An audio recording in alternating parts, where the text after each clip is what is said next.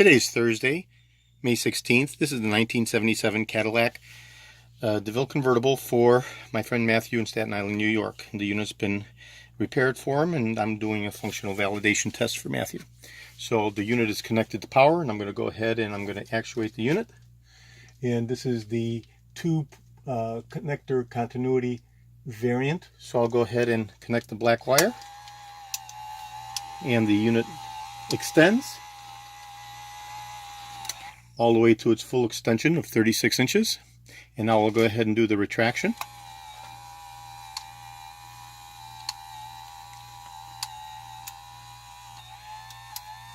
And the unit self-parks.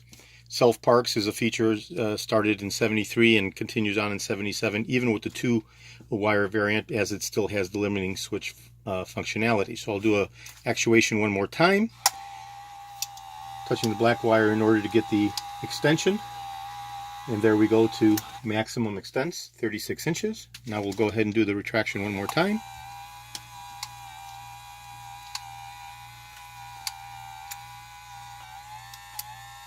And the unit self-parks and fully retracts.